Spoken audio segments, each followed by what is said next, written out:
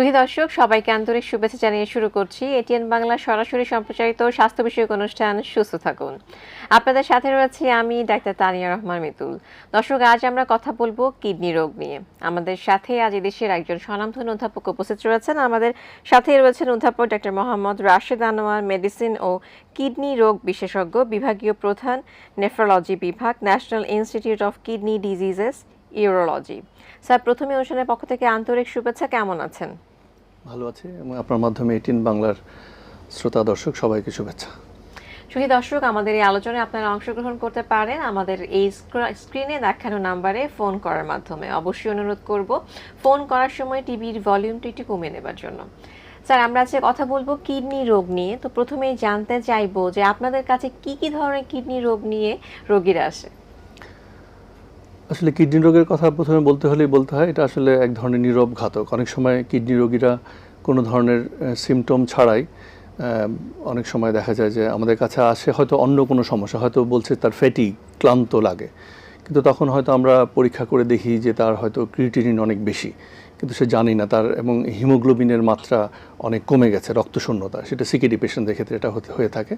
এটা ছাড়া পেশেন্টরা যে সমস্ত সমস্যা নিয়ে আসে, অনেক সময় যে সমস্ত রোগীরা আমাদের কাছে এসে থাকে তার মধ্যে ইউরিনারি ট্র্যাক্ট ইনফেকশন, তারপরে হঠাৎ করে কিডনি বিকল হয়ে যাওয়া মানে অ্যাকুট কিডনি ইনজুরি, তারপরে ধীরে ধীরে কিডনি বিকল হয়ে যাওয়া যেটা ক্রনিক কিডনি ইনজুরি আমরা বলি। এটা ছাড়া কিডনিতে এক ধরনের প্রদাহ হয় যেটাকে আমরা ইংরেজিতে বলি গ্লোমেরুলোনেফ্রাইটিস। সেটারও বিভিন্ন কারণ আছে। সেই ধরনের গ্লোমেরুলোনেফ্রাইটিসেরও পেশেন্টও আমাদের কাছে আসে শরীর ফোলা নিয়ে, পা ফুলে গেছে, মুখ ফুলে গেছে, অথবা কোনো একটা ইনফেকশন ছিল তারপরে এরকম হয়েছে, এরকম করে আসে। এই সমস্ত কারণে এইগুলিই বেশি আর কি। স্যার, এই যে অ্যাকিউট কিডনি ইনজুরি কিংবা একে কথা বললেন, কেন হয় এই সমস্যাটি এবং তখন কি অবস্থায় রোগীরা আপনাদের কাছে আসে? অ্যাকিউট কিডনি ইনজুরি আসলে একটা ভালো দিক, সেটা হলো যে অ্যাকিউট কিডনি ইনজুরি আসলে আমরা বলি রিভার্সিবল, বা এটা আবার ভালো হয়ে যাওয়ার সম্ভাবনা বেশি থাকে। সেই কারণে নির্দিষ্ট সময়ে যদি রোগী আমাদের কাছে আসে তাহলে আমাদের পক্ষে সেই সুযোগটা আমরা পাই। তার কারণগুলির মধ্যে আছে, যেমন মনে করেন আমরা বলি প্রিরেনাল কজ, বা মনে করেন কোনো কারণে শরীরে অতিরিক্ত পানি শূন্যতা তৈরি হয়েছে, সিভিয়ার ডায়রিয়া, সিভিয়ার ভমিটিং, যেটা আসলে প্রপারলি হয়তো সেই ম্যানেজমেন্টটা তখন সে পায়নি। সেই পানি শূন্যতা যদি থেকে যায় তাহলে আসলে, অথবা যদি কোনো কারণে যদি অনেক বেশি রক্তক্ষরণ হয় কি মানে শরীর থেকে, সেখান থেকে যদি আসলে ঘুরে ফিরে সেখান থেকে যদি ব্লাড প্রেশার কমে যায়, তাহলে সেই ব্লাড প্রেশার কমে গেলে আলটিমেটলি কিডনিও কিডনিতে যে রক্ত পাবে কিডনি সেটুকু কম পায় দেখে সেখান থেকে অ্যাকিউট কিডনি ইনজুরি হতে পারে। এটা ছাড়া কিডনিতে আলাদা করে যেমন একটা আমরা বলি র্যাপিডলি প্রোগ্রেসিভ গ্লোমেরুলোনেফ্রাইটিস, যেমন আপনার কিডনিতে হঠাৎ করে দ্রুত কিডনি বিকল হওয়ার এক ধরনের প্রদাহ হয়, সেখান থেকে কিডনি বিকল হতে পারে। এছাড়াও আপনার কিছু অবস্ট্রাকশন আছে যেগুলি থেকে হঠাৎ করে কিডনি বিকল হতে পারে, যেমন হঠাৎ করে স্টোন হয়তো ইম্প্যাক্ট হয়ে ইউরিটারে বা মূত্রনালীর মধ্যে অবস্ট্রাকশন করলো, সেটা হতে পারে। এটা ছাড়া কিছু কিছু ওষুধ, যেমন এটা আমাদের দেশের প্রেক্ষাপটে খুবই গুরুত্বপূর্ণ, যেমন আমাদের ডাক্তারের প্রেসক্রিপশন ছাড়া কিন্তু অনেক ধরনের ওষুধ আমরা কিনতে পারি। যেমন ব্যথার ওষুধ কিন্তু কিডনি রোগের জন্য একটা ইম্পর্টেন্ট কারণ, এবং হঠাৎ করে কিডনি বিকল হওয়ার সেটাও একটা কারণ। বিশেষ করে এনএসআইডি যে সমস্ত শক্তিশালী ব্যথার ওষুধ কিনে রোগীরা খায়, অথবা ডিসপেন্সারি থেকে যেগুলি বিক্রয় করা হয় সেগুলো। স্যার, আমাদের দেশে আসলে ওভার দ্য কাউন্টার অনেক ধরনের ওষুধ পাওয়া যায়, এবং দেখা যায় যে এখন আসলে সোশ্যাল মিডিয়ার কারণে অনেকেই দেখে ইউটিউব থেকে, সোশ্যাল মিডিয়া থেকে অনেক ধরনের মেডিসিন অনলাইন থেকে অর্ডার করেও খাচ্ছেন। তো এইসব কারণে কি অ্যাকিউট কিডনি ইনজুরিতে ভুগছে এমন রোগীকে আপনারা পাচ্ছেন কিনা? দেখুন, শুধু যে এই যে ব্যথার ওষুধ তা কিন্তু নয়, এমন অনেক ওষুধ আমাদের দেশে কিন্তু বিভিন্ন ধরনের চিকিৎসার জন্য, বিশেষ করে গ্রামাঞ্চলে বা অনেক জায়গায় রোগীদের বিশ্বাস বা হয়তো তাদের চিকিৎসা ব্যবস্থার অপ্রতুলতা বা যে কোনো কারণেই হোক, মানুষের কিন্তু ভেষজ, বনজ বা এই ধরনের কিছু কিছু ধরনের হোমিওপ্যাথিক ওষুধ এগুলির প্রতি কিন্তু একটা আগ্রহ আছে, এবং মানুষ অনেক ধরনের রোগের জন্য এগুলো খায়। এগুলোও কিন্তু কিডনি রোগের জন্য পরীক্ষিতভাবে দেখা গেছে যে এগুলি কিন্তু ভালো নয়, যে এগুলোও কিন্তু কিডনিতে ইনজুরি করতে পারে। এবং এই সমস্ত ক্ষেত্রে আমরা কিন্তু অনেক পেশেন্ট পাই যারা আসলে অ্যাকিউট কিডনি ইনজুরি, ডায়ালিসিস পর্যন্ত লেগেছে। এখন তো জানতে চাইবো যে ক্রনিক কিডনি ডিজিজ, সিকেডি, যেটা আসলে আমরা সবচেয়ে বেশি ভয় পাই, তো সেই বিষয়টি কি এবং কেন হয়ে থাকে স্যার যদি একটু বুঝিয়ে বলতেন। ক্রনিক কিডনি ডিজিজ আসলে ধীরে ধীরে কিডনি বিকল হয়ে যাওয়ার একটা নাম, এবং এটা বেশিরভাগ ক্ষেত্রেই যখন একটা রোগী ক্রনিক কিডনি ডিজিজে আক্রান্ত হয় তখন আসলে সেটাকে আমরা বলি যে এটা উনি এই রোগে আক্রান্ত হয়েছেন, উনি এখান থেকে আর ভালো হবেন না। সেই রোগটার বিভিন্ন স্টেজ আছে আর কি, 1 থেকে 5 পর্যন্ত স্টেজ আছে। স্টেজ 5-এ পৌঁছালে আমরা তখন আসলে ডায়ালাইসিস লাগে। আর স্টেজ 1-2-তে আমাদের কাছে আসলে বা 3-এ আসলে তখন আমরা আসলে মেডিকেল ম্যানেজমেন্ট দিতে পারি, এবং সেই ক্ষেত্রে আমরা রোগীর এই ডিজিজ প্রোগ্রেশনটা বা এই ডিজিজটা যেন ডায়ালাইসিসে না যেতে পারে সেই মেয়াদটাকে আমরা হয়তো প্রলম্বিত করতে পারি। অথবা সব রোগীর যে লাগবে তাও না, কোনো কোনো রোগী মেডিকেল ম্যানেজমেন্টেই ভালো থাকে আর কি। এখন এগুলোর কারণগুলির মধ্যে বিশ্বব্যাপী সবচেয়ে বেশি কারণ বলা হয় ডায়াবেটিস মেলাইটাস। ডায়াবেটিস মেলাইটাস থেকে ক্রনিক কিডনি ডিজিজের আক্রান্ত হওয়া রোগীর সংখ্যা সবচেয়ে বেশি, তারপরে উচ্চ রক্তচাপ বা হাইপারটেনশন, এটা ছাড়া যেটা আমি বলছিলাম যে গ্লোমেরুলোনেফ্রাইটিস বা কিডনিতে প্রদাহ, এবং অ্যাকিউট কিডনি ইনজুরির একটা পার্সেন্টেজ অফ পেশেন্ট তারা কিন্তু আলটিমেটলি ক্রনিক কিডনি ডিজিজে আক্রান্ত হয়। এটা ছাড়া অত বেশি কমন নয়, কিন্তু পলিসিস্টিক কিডনি ডিজিজ বলে একটা রোগ আছে, যেটা হচ্ছে আপনার বলা হয় যে এটা অটোজোমাল ডমিনেন্ট বা বংশানুক্রমিক রোগ, সেখান থেকে হতে পারে। আর হতে পারে হলো অবস্ট্রাকটিভ ইউরোপ্যাথি বলি, যে কিডনিতে কোনো কারণে বাধার তৈরি হয়েছে, সেই বাধাটা হয়তো সরানো হয়নি। যেমন বয়স্ক মানুষের যেমন প্রোস্টেট এনলার্জ থাকে, সেখান থেকে হয়তো আস্তে আস্তে কিডনি বিকল হতে পারে। অথবা এমন ইউরেথ্রার স্ট্রিকচার আছে, সেটার অপারেশন করা হয়নি। অথবা স্টোন ডিজিজ হয়েছে, সেটা অপারেশন করেন। যে কোনো ধরনের অবস্ট্রাকশন বা কিডনিতে কোনো বাধা থাকলে সেখান থেকে অ্যাকিউট কিডনি ইনজুরি হয় প্রথমে, কিন্তু সেটা যদি অবস্ট্রাকশনটা যদি রিলিভ না করানো হয়, তবে সেখান থেকেও কিন্তু পেশেন্টের ক্রনিক কিডনি ডিজিজ হতে পারে। স্যার, যদি কখনো ক্রনিক কিডনি ডিজিজ হয়ে যায়, তো সেই ক্ষেত্রে আমাদের করণীয় কি? ক্রনিক কিডনি ডিজিজ হয়ে গেলে আসলে আমাদের কাছে যখন পেশেন্ট আসে তখন আমরা স্টেজিং করি। মানে স্যার, আমরা এই প্রশ্নের উত্তরটি নিব, তার আগে আমাদের কিন্তু দর্শক রয়েছেন ফোনে, আমরা ফোনটি নিচ্ছি। হ্যালো দর্শক, আসসালামু আলাইকুম। হ্যালো, ওয়ালাইকুম আসসালাম ওয়া রাহমাতুল্লাহি ওয়া বারাকাতুহু। জি, আপনার পরিচয় দিয়ে প্রশ্নটি বলুন। আমি ঢাকা থেকে বলছি, আমার নাম সিদ্দিক। জি বলুন। আমি ঢাকা থেকে বলছি, আমার নাম সিদ্দিক। জি, আপনাকে শুনতে পাচ্ছি, আপনার প্রশ্নটি বলুন। আচ্ছা, আমি স্যারের সাথে আমি স্যারকে বলতে চাচ্ছি, আমার ক্রিয়েটিনের মাত্রা বর্তমান নরমালে 1.45। জি ক্রিয়েটিনের মাত্রা জি জি 1.45। জি 1.45। 45। জি, আমি বর্তমানে রেমোরিল 2.5 খাচ্ছি। আচ্ছা, এখন স্যারের কাছে কি জানতে চাইছেন? জি, এবং আমার ডায়াবেটিস আছে। ডায়াবেটিস ফাস্টিং এ থাকে 11, আর নন ফাস্টিং এ থাকে 15, 16, কখনো 17 হয়ে যায়। অনেক বেশি থাকে। স্যার কিছু বলবেন? আপনি ডায়াবেটিস, মাঝে মধ্যে আমার এই পা দুটো ঝিনঝিন করে। অলরেডি নিউরোপ্যাথি ডেভেলপ করে আপনি গেছে। ডায়াবেটিসের জন্য মুখে ওষুধ খাচ্ছেন নাকি ইনসুলিন নিচ্ছেন? আপনি কি ডায়াবেটিসের জন্য মুখে ওষুধ খাচ্ছেন? ডায়াবেটিসের জন্য আমি সকালে ম্যাক্সিলিন নিচ্ছি। আচ্ছা, আপনি কি হাঁটছেন এবং প্রতিদিন? রাত্রে ম্যাক্সিলিন নিচ্ছি। ম্যাক্সিলিনের মাত্রা আপনার সকালে 12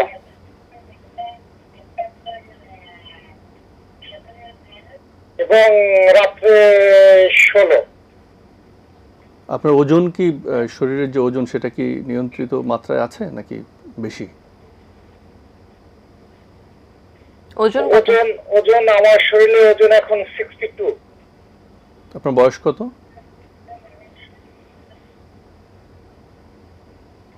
আপনার বয়স 54। হ্যাঁ, আপনার প্রশ্নটা, আপনার ইনফরমেশনগুলি পেলাম, আপনার আসলে প্রশ্নটা কি করবেন জানতে চাইছেন এখন? কি করবেন এটা জানতে চাচ্ছেন আপনি? জি জি, আমি এখন কি করব এই অবস্থায়? আমার সবচেয়ে বড় ব্যাপার হলো যে পাটা ঝিনঝিন করে, পা দুটো। এই ক্রিয়েটিনিনের যে মাত্রা বললেন সেটা কতদিন ধরে বেশি আপনার, মানে স্বাভাবিকের চাইতে যে বেশি আছে সেটা কতদিন হয়ে গেল আজকে?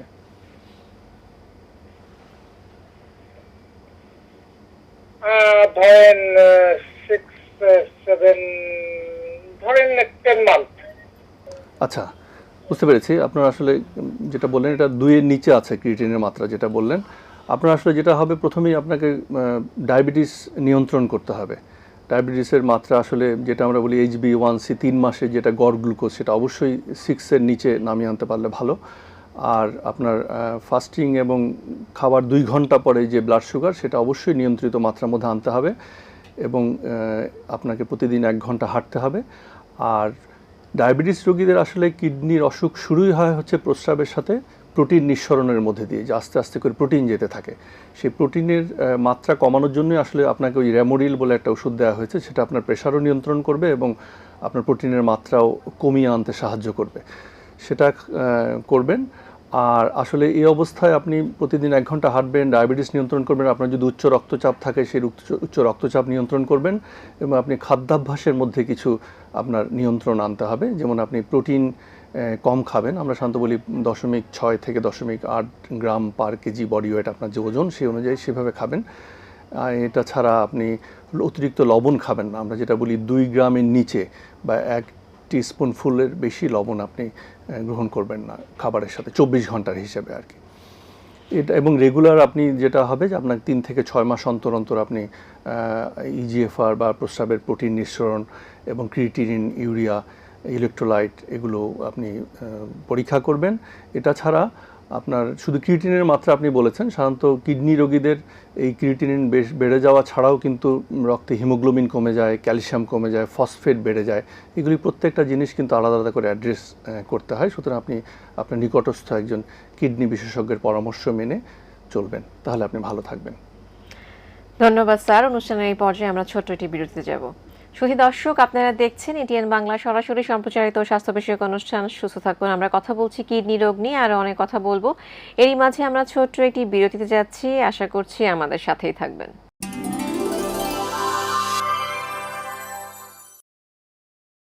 সুধী দর্শক, আপনারা দেখছেন এটিএন বাংলা সরাসরি সম্প্রচারিত স্বাস্থ্য বিষয়ক অনুষ্ঠান সুস্থ থাকুন। বিরতির পর ফিরে যাচ্ছি মূল আলোচনায়। স্যার, আমরা ক্রনিক কিডনি ডিজিজ নিয়ে কথা বলছিলাম। তো বলছিলাম যখন কেউ ক্রনিক কিডনি ডিজিজে ভুগছেন তো তখন তিনি আসলে কি ম্যানেজমেন্ট নেবেন। স্যার, আমাদের সঙ্গে একজন দর্শক রয়েছেন ফোনে, আমরা ফোনটি আগে নিয়ে নিচ্ছি। হ্যালো দর্শক, আসসালামু আলাইকুম। জি, আসসালামু আলাইকুম। জি, ওয়ালাইকুম সালাম। আপনার পরিচয় দিয়ে প্রশ্নটি বলুন। আমি নিশাত জাহান, আমার বয়স 50। জি বলুন, আমরা শুনতে পাচ্ছি। আপনার বয়স 50? আমার বয়স 50।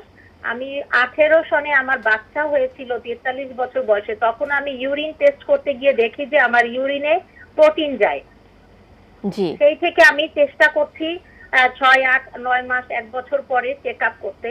বর্তমানে আমার ইউরিনের মাইক্রো অ্যালবুমিন ক্রিয়েটিনিন রেশিও হচ্ছে 232, যেটা 30 এর নিচে থাকার কথা। জি। এখন স্যারের কাছ থেকে সমাধান উঠেছে, কখনো 90। আরবিসি ব্লাডও যায় খুব কম, কিন্তু অ্যালবুমিন ট্রেসেবল অলওয়েজ ইউরিন রুটিনে। আমি ওষুধ খাচ্ছি ক্যাবাপ্রো, আর গত 2 মাস আগে ডাক্তার দেখিয়েছিলাম, তখন ফিরেন্ডিয়া। আচ্ছা, এখন স্যারের কাছ থেকে সমাধান জানতে চাইছেন। জি, এখন এটা আমি কি পর্যায়ে আছি? আমি যেহেতু এটা নিয়ে বেশি পর্যালোচনা করি নাই, কিন্তু মনের মধ্যে ভয় কাজ করছে যে আসলে এই যে অ্যালবুমিন যায় এটা আমার জন্য কতটুকু কি অবস্থা আছে, আমার কতটুকু সাবধান থাকতে হবে এবং কিওর হওয়ার উপায়টা কি? অনেক ধন্যবাদ আপনাকে। না, আপনার কি ডায়াবেটিস আছে? আপনার কি ডায়াবেটিস আছে? জি না, ডায়াবেটিস নাই। না, আপনি বললেন যে ডায়াবেটিস হচ্ছে 5.58। আফটার প্রেগন্যান্সি থেকে স্যার ওনার মাইক্রো 18 বছর বয়স থেকে বলছেন? 2018 সাল থেকে। তো তখন কি আপনার প্রেসার ধরা পড়েছিল? না, প্রেসার আমার সব সময় 100/70 লো টেন্ডেন্সি। আমার ক্রিয়েটিনিন হচ্ছে 0.8 বর্তমানে। না, কিন্তু আপনি এই যে প্রোটিন যাওয়া নিয়ে আপনি কখনো কিডনি বিশেষজ্ঞের শরণাপন্ন হয়েছিলেন যে এই যে প্রোটিন, এই যে প্রস্রাবের সাথে যে প্রোটিন নিঃসরণ হচ্ছে এটার জন্য কি আপনি কখনো কোনো কিডনি বিশেষজ্ঞের শরণাপন্ন বা ডাক্তার দেখিয়েছেন? আমি কিডনি ডাক্তার দেখি আমি এখন এই অবস্থায় আছি। আগে আরো বেশি ছিল, এখন এই লেটেস্ট আমাকে ফ্রেন্ডিয়া দিয়েছে। এর আগে ক্যাবাপ্রো 300 খাচ্ছি রাতে একটা, এখন ফ্রেন্ডিয়া খাচ্ছি সকালে একটা। আচ্ছা, এখন আপনার বয়স 50 বছর। জি, ঠিক আছে। সমাধান জানতে চাচ্ছেন? আচ্ছা, আপনি যেটা বললেন যে আপনার প্রস্রাবের সাথে প্রোটিন যাচ্ছে, কিন্তু আসলে প্রস্রাবের সাথে তো প্রোটিন তো একটা নির্দিষ্ট মাত্রা যাবে। আপনি যে মাত্রা উল্লেখ করলেন সেটা স্বাভাবিকের চাইতে বেশি। তো আপনার যেহেতু ডায়াবেটিস নেই এবং আপনার যে বয়স বললেন তাতে এই প্রস্রাবের সাথে প্রোটিন গেলেই আমরা কিন্তু প্রথমেই একটা রোগের কথা চিন্তা করি যে কিডনিতে প্রদাহ বা গ্লোমেরুলোনেফ্রাইটিস হয়েছে কিনা। সেটার আসলে ওয়ার্কআউট আমার মনে হয় আপনার করে নিতে হবে। যেমন এই প্রস্রাবের পরিমাণের মাত্রা আমরা যেমন অনেক সময় আপনি যেটা বললেন যে মাইক্রোঅ্যালবুমিনের যে একটা স্পট টেস্ট হয়তো করিয়েছেন, কিন্তু 24 ঘন্টা প্রস্রাব মেপে কিন্তু একটা ইউরিনের টোটাল যে প্রোটিন 24 ঘন্টায় কতটুকু যায় সেটুকু আপনার বের করতে হবে। এছাড়া মহিলাদের ক্ষেত্রে রিপ্রোডাক্টিভ এইজে আরেকটা রোগ আছে যেমন লুপাস নেফ্রাইটিস আমরা বলি, যেমন এসএলই থেকে হয়, এবং অন্যান্য আরও কারণ কিছু আছে কি না যে আপনার এই গ্লোমেরুলোনেফ্রাইটিসের হওয়ার বা আদৌ আছে কি না, সেটার জন্য এই প্রস্রাবের পরিমাণের একটা পরিমাণ বের করতে হবে এবং আরও কিছু টেস্ট আপনার করতে হবে। যেমন এই যে গ্লোমেরুলোনেফ্রাইটিস আমি বললাম সেটার কিছু প্রাইমারি কজ আছে আর কিছু সেকেন্ডারি কজ আছে, যেমন অন্য কোনো কারণে হয়, যেমন আপনার বি ভাইরাস, সি ভাইরাস এগুলি পজিটিভ কিনা, এই রোগে এটা দিয়ে আক্রান্ত হয়েছেন কিনা, এবং আপনার বিশেষ করে এসএলই বলে একটা রোগ আছে বা লুপাস নেফ্রাইটিস, সেটা হয়েছে কিনা, সেই ধরনের কিছু টেস্ট করে তারপরে আপনার আসলে এই প্রোটিন যাওয়ার কারণটা জেনে নিলে সেই চিকিৎসাটা আপনার জন্য যথোপযুক্ত হবে বলে আমি মনে করি। ধন্যবাদ স্যার। এবার আবার আমাদের আগের আলোচনায় আসি যে আমরা বলছিলাম যে যদি সিকেডি হয়ে যায়, ক্রনিক কিডনি ডিজিজ হয়ে যায়, তো তখন আমাদের ম্যানেজমেন্টটা মানে কি হবে, লাইফস্টাইল কি হবে, খাওয়া দাওয়া এবং ম্যানেজমেন্ট আপনারা কি ধরনের ওষুধ দিয়ে থাকেন সেগুলো স্যার যদি একটু বলতেন। সিকেডি পেশেন্টের ম্যানেজমেন্টের জন্য আসলে যেটা প্রথমে বলতে চাই সেটা হলো যে স্টেজিং আছে 1 থেকে 5 পর্যন্ত, এবং ইজিএফআর বলে আমরা যে গ্লোমেরুলার যে ফিল্ট্রেশন হয় সেটা দিয়ে যে কত ml পার মিনিট সেই হিসেবে একটা স্টেজিং করা হয়। সেই জন্য স্টেজ 15 ml পার মিনিটের নিচে যদি হয় তখন আমরা সেটাকে বলি স্টেজ 5, এবং সেটা আসলে তখন আমরা ওই স্টেজ থেকে রোগীদেরকে বলি আপনি ডায়ালাইসিস বা রেনাল রিপ্লেসমেন্ট থেরাপি যেটা নেবেন সেটার জন্য আপনি প্রস্তুত হন, এবং সেটার জন্য আমরা কিছু প্রস্তুতি গ্রহণ করে থাকি। স্টেজ 1 থেকে 4 পর্যন্ত আমরা কনজারভেটিভ বা মেডিকেল ম্যানেজমেন্ট সেটা আমরা দিয়ে থাকি। যেমন এই সমস্ত রোগীদের অনেক ধরনের সমস্যা থাকে, যেমন তাদের রক্তে হিমোগ্লোবিনের মাত্রা কমে যায়, বিশেষ করে কিডনি এক ধরনের হরমোন তৈরি করে, সেই হরমোনটা আসলে কিডনি ডিজিজ হলে বা সিকেডি হলে সেই হরমোনটা পর্যাপ্ত ইরাথ্রোপয়েটিন বলে একটা হরমোন, সেটা পর্যাপ্ত পরিমাণে তৈরি হয় না, এবং সেটা রক্তের যে আমাদের আরবিসি যে তৈরি হয় ম্যাচুরেশনে, সেটা একটা স্টেজে সেই হরমোনটা লাগে, সেই হরমোনটা বাইরে থেকে দিতে হয় ইনসুলিনের মতো চামড়ার নিচে। স্যার এই বিষয় নিয়ে আমরা কথা বলবো, আমাদের সঙ্গে আরো একজন দর্শক অপেক্ষা করছেন, আমরা ফোনটি একটু নিচ্ছি। হ্যালো দর্শক, আসসালামু আলাইকুম। দর্শক শুনতে পাচ্ছেন? জি আসসালামু আলাইকুম। জি ওয়ালাইকুম সালাম, আপনার পরিচয় দিয়ে প্রশ্নটি বলুন। জি আমি নানগঞ্জ বন্দর থেকে আজিল হক বলছি। জি বলুন, শুনতে পাচ্ছি।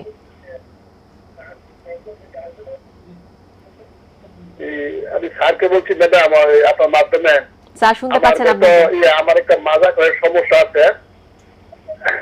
জি বলুন স্যার, শুনতে পাচ্ছেন? তো মাজা কয় মানে লাম্বার গু কয় আর কি, লাম্বার গু কয়। তো এখান থেকে আমার কিডনি পরীক্ষা করছিল, কিডনি পরীক্ষায় আপনার কি এসেছে? আপনার এই 0.282 হয়ে ধরা পড়ছে কিডনি টেস্টে আর কি। তো এখন মাঝে মধ্যে দুই সাইড ব্যথা হয়। তো এমনি এই আমি ওই যে অর্থোপেডিক ডাক্তার দেখাইছিলাম, উনি প্রফেসর সাইদুল হক স্যারকে, সাইদুল হক স্যার আমাকে দিছিল টেস্ট, আপনার এমআরআই টেস্ট দিছিল। এখন আমার ভয় লাগছে যে কিডনিতে কোনো বড় ধরনের কিছু হচ্ছে কিনা।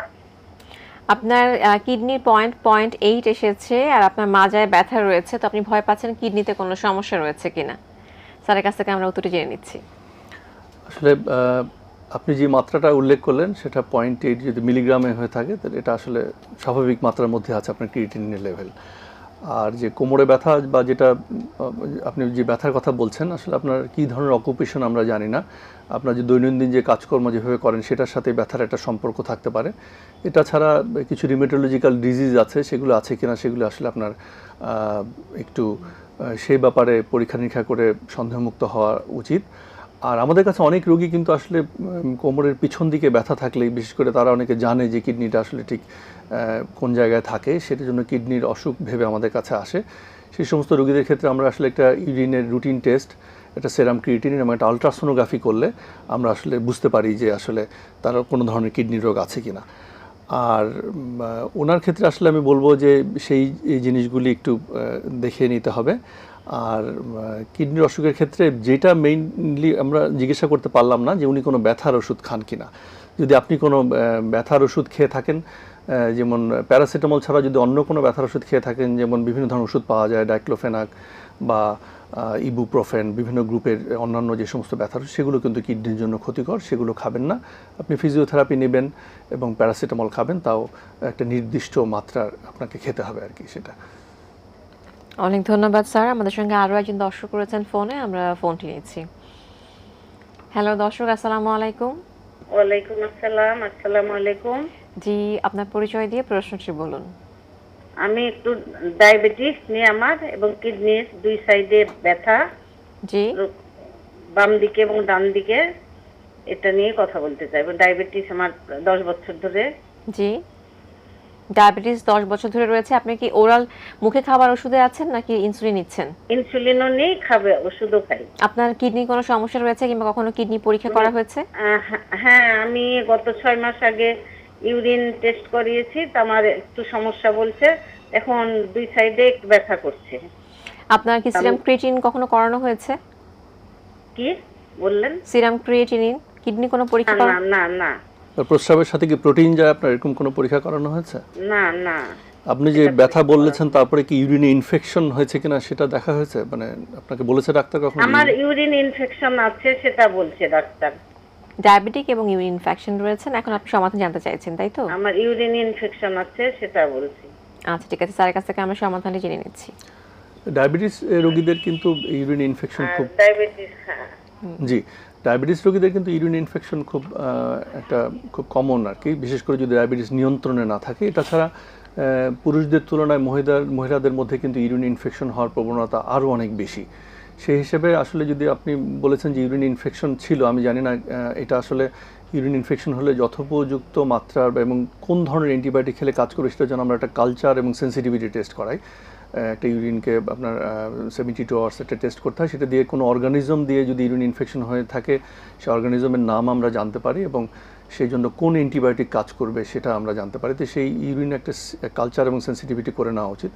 ইউরিন ইনফেকশনের চিকিৎসা এবং যথোপযুক্ত অ্যান্টিবায়োটিকের মাধ্যমে হতে হবে। এটা ছাড়া পিছনে যে ব্যথা, সেটা আসলে আর কোনো কারণে আছে কিনা এটা আমরা জানি না। আপনার আলট্রাসোনোগ্রাফি করা হয়েছিল কিনা, অনেক সময় ইউরিনে কিডনিতে স্টোন ডিজিজ থাকতে পারে, অথবা অনেক সময় সিস্ট থাকতে পারে, সেখানেও ইনফেকশন হলে কিন্তু ব্যথা হতে পারে। একটা ultrasonography of the whole abdomen এবং সাথে কিডনি, ইউরেটার, ব্লাডারের আলট্রাসোনোগ্রাফি আপনার করিয়ে নেওয়া উচিত হবে আর কি।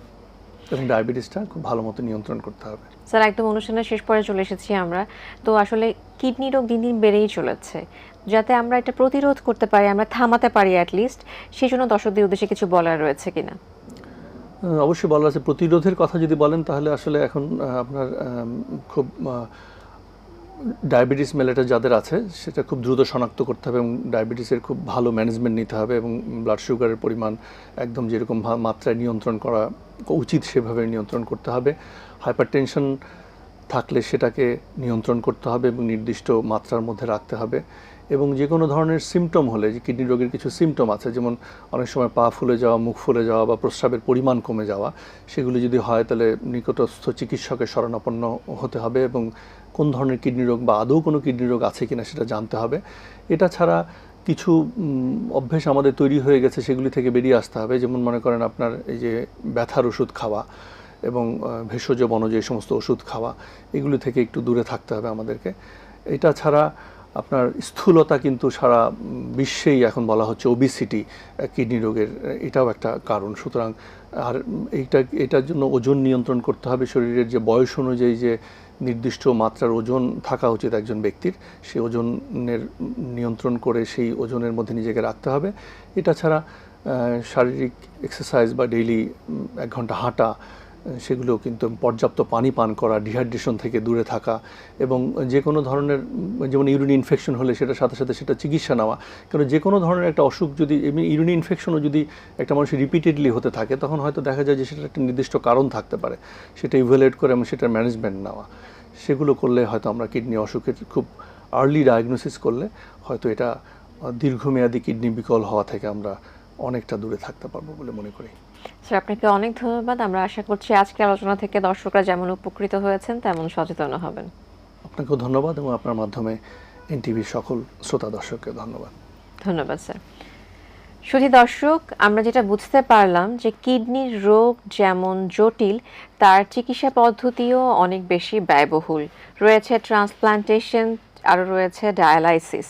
ব্যয়বহুল এবং ব্যাপারগুলো একটু জটিল প্রক্রিয়ার, তাই প্রতিরোধী হওয়া উচিত মূল মন্ত্র। আসুন আমরা কিডনি রোগ প্রতিরোধে সকলে এগিয়ে আসি। আজ এই পর্যন্তই, আবারও দেখা হবে নতুন কোনো স্বাস্থ্যের তথ্য নিয়ে। সেই পর্যন্ত সকলে খুব ভালো থাকুন, এটিএন বাংলার সাথেই থাকুন। আল্লাহ হাফেজ।